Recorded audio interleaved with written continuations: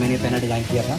आपको मैं बताऊंगा कि इंडस्ट्रियल विजिट करने का क्या फ़ायदा होता है। जो बात मैं आज बताने वाला हूँ ये किसी इंस्टीट्यूट या ट्रेनिंग सेंटर में भी नहीं बताई गई, मुझे भी नहीं पता था, पर मुझे यहाँ आके पता चला।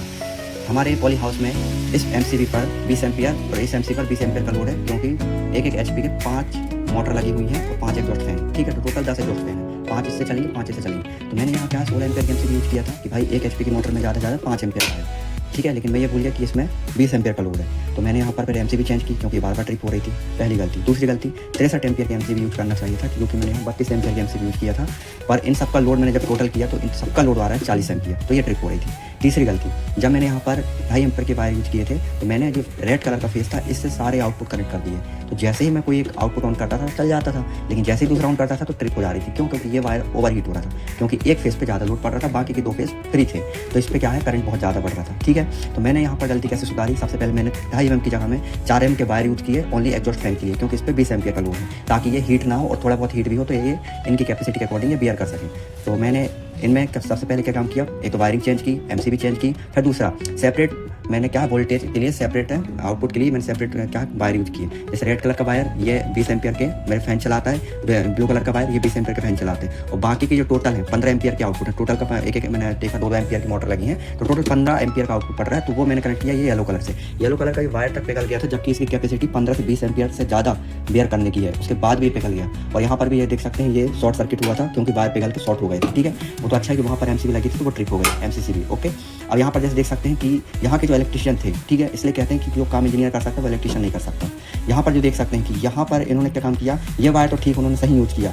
इस वायर पे पता है आपको 20 एम्पियर का लोड जा रहा है, और उन्होंने क्या किया, 1.5 एम के 2 वायर न्यूट्रल के लिए लगा दी, 1.5 एम्पियर के 2 वायर न्यूट्रल के लिए लगा दी। ये सबसे बड़ा डिफॉल्ट है, क्योंकि इसकी ऐसे करने से क्या होता है कि वायर में एक तो कॉस्ट बढ़ती है, और दूसरा ये इंडस्ट्रियल तरीका नहीं है। फेस हम मतलब रेड वायर फेस के लिए यूज करना चाहिए, न्यूट्रल के लिए ब्लैक यूज करना चाहिए। लेकिन इन्होंने क्या काम किया, यहाँ दोनों वायर फेस न्यूट्रल के लिए यूज कर लिए, और ये जो एक और वायर दिख रहा है ना, ये फेस के लिए यूज किया। लेकिन ये वाला वायर जो देख रहा हूँ, ये वाला ने क्या किया, न्यूट्रल के लिए यूज कर लिया। ये देखो, ये 6 नंबर का वायर देख रहा है, न्यूट्रल के लिए। भाई ऐसा कोई मेरी जगह या कोई अदर इंजीनियर है परेशान था इसमें, मुझे पता है 2 से 3 घंटे पता लग गए मुझे ये पता करने में कि यहाँ पर इन्हें न्यूट्रल पॉइंट किसको दिया। ये देखो, ये पूरे वायर पाइप मुझे खोलनी पड़ी, और यहाँ से एक एक वायर मुझे पता करना पड़ा कि भाई ग्रो लाइट का वायर कौन सा दिया है इन्होंने, और यहाँ पर न्यूट्रल का वायर कौन सा दिए हैं। तब जाके मुझे पता चला कि ये जो वायर लगे हुए हैं, ये देखो, ये 2-2 के पेयर मैंने इन्होंने यहाँ से लगा दिए। ये क्या जुगाड़ू काम है। लेकिन क्या है, बड़े पॉली हाउस में या फिर किसी पॉली हाउस में फ्यूचर में अगर शॉर्ट सर्किट होता है तो ये जुगाड़ काम नहीं करेगा। मुझे पता है अभी तो ये चल जाएगा, क्योंकि इसमें 1.5 एम्पियर 1.5 एम के वायर लगे हुए हैं।